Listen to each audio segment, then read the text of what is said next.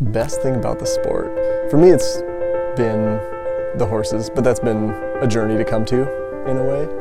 It started out, like I said, with the athletic aspect of it and, going to competitions, winning ribbons and medals and stuff like that. And that was the thing that initially got me hooked in it in the beginning. And what then sort of changed my perspective was meeting the horses that we have here, particularly Charlie. I'd never found a horse that I connected with as well as I did with him, and that for me was like, wow, this is why I do vaulting. It's not the medals, it's not the competitions, it's the horses. Started vaulting in 2005, started competing in 2006. It was just because one of my friends from gymnastics, one of my teammates decided to have me come out for a practice one day. And because I'd already done gymnastics, they figured, well, it's not too different. And they'd already been doing vaulting for a number of years. So I got out there, I was about 12 years old, got on at the walk, did a few things. I enjoyed it a lot. It was one of those things where I went to a competition not really knowing much about it. The competition aspect of it was what initially got me hooked in it from the beginning. After that, it just ramped up and continued in that same path. My training routine, that's evolved greatly over the years too. From the beginning, it started out, I was a gymnast and a vaulter concurrently for a number of years. My cross training was gymnastics, essentially. That's where I did all my conditioning, that's where I did all my stretching and stuff like that. And then vaulting is where I put that to use. In 2012, when I had my first World Championships in Europe, that was when I realized I had to change the training plan a little bit and take it up a few notches. Then 2014 was my first World Equestrian Games, so then at that point I was training here 5 days a week, 4 to 5 hours a day, and then on top of that doing gymnastics at the local gym and conditioning and stretching and yoga. Some of my teammates would lead interpretive dance sessions or ballet sessions and stuff like that, so that was where my training was in 2014-15. Basically the same plan and schedule through 16, had an injury in 16, took 6 months to get back into it, and didn't miss a single competition, which was nice. So my training during that time definitely had to focus more on upper body, handstands, flexibility. I couldn't really do any leg stuff at that point. I also couldn't vault.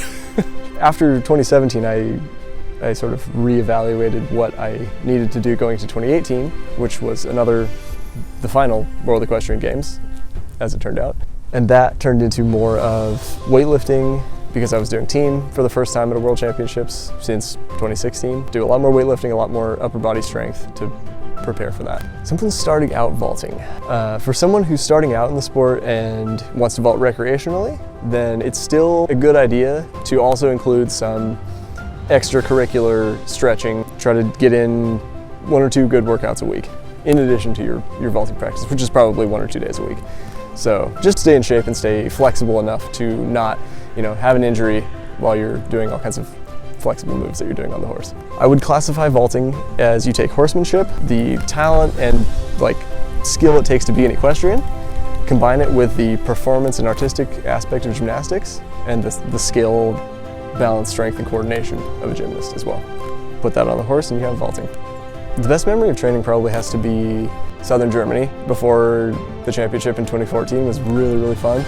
Because we were in Munich for a month, right? So you get a chance to explore the city, you get to meet people, you feel more like a local. So that, in terms of training, that was really fun. Best memories of competition, the moment I ran into the second round freestyle of 2014 World Equestrian Games.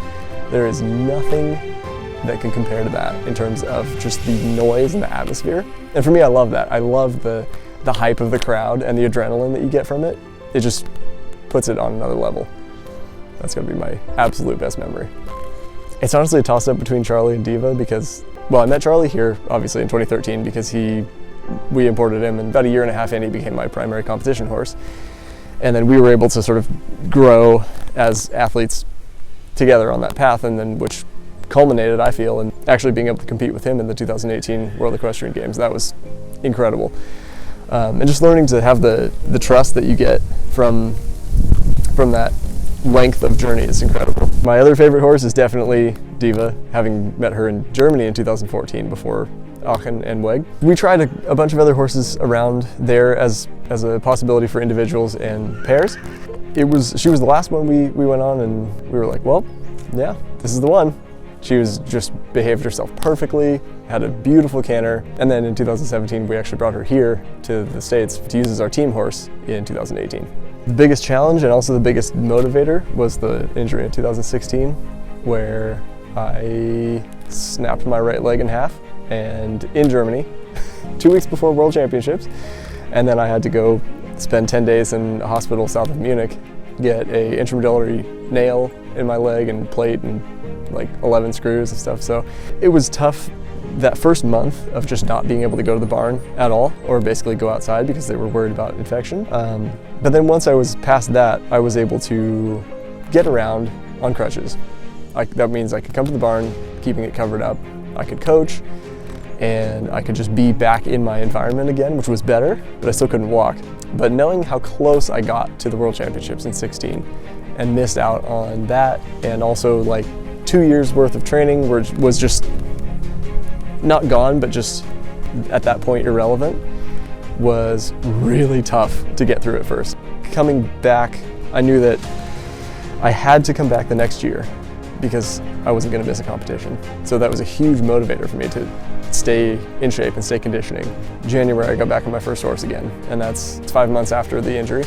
It was technically before I was cleared to actually vault again. So I was cleared February 5th to vault, and then by March I was training again, and by beginning of April I went to my first competition, which was about 8 months after my broken leg. Well, granted, not probably the best idea in the world. For me, I had to do it because I had to prove to myself that I could do it, and I had also because I had told everyone in a Facebook post the day I broke my leg, I was like, I'm going to be back, I'm going to be better than ever, and I'm not going to miss a single competition. And then that whole winter I'm like, I got to hold myself to that now. Well, what gets me up in the morning? Definitely coffee. For me, it's the atmosphere of being here, outdoors, around the horses. It's something that I know I'm going to be wanting to do for the rest of my life, and it's just enjoyable. Whatever I'm doing, whether I'm training or just hanging out at the barn, helping, filming my teammates and stuff, like, it's just enjoyable to be here, and no matter what that entails, then I'm up and at it to get out here and do it. As an athlete, I've always found that, generally speaking, picking up things that require coordination tends to be fairly easy for me. Certain things not so much, like skateboarding. I would say that's my weakness, is like riding on a moving platform. Oddly enough, that's what we do in vaulting. And as a person, I feel like the picking up things quickly has also benefited me in a lot of other ways too. Like I feel my strength in that is learning languages and learning tech stuff fairly quickly.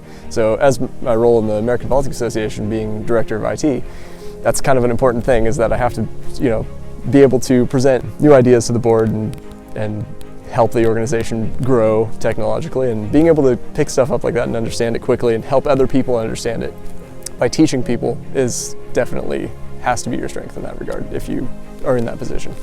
Motivated, that's my word, because if I start something, I have to finish it. And that is basically this whole story of my vaulting career, is that I set out to do team, and I set out to do all this stuff. And even with the COVID-19 pandemic this spring and summer that's still ongoing, it was really tough in the summer to stay motivated because there's nothing around you and there's nobody to train with. But I had to think about, like, okay, am I just gonna let this destroy my plans for the rest of the year? No. I have to do what I set out to do. There's 2 years of training behind it, and I'm not gonna just give up on my goal of showing the best I absolutely can at a CVI one last time. In October-ish this year, I'm actually gonna be moving back to Kentucky and working on vaulting projects there, and also just working more directly hopefully with USCF, and being able to do more with the Vaulting Sport Committee, with hopefully eventually the FEI, and doing a lot more coaching.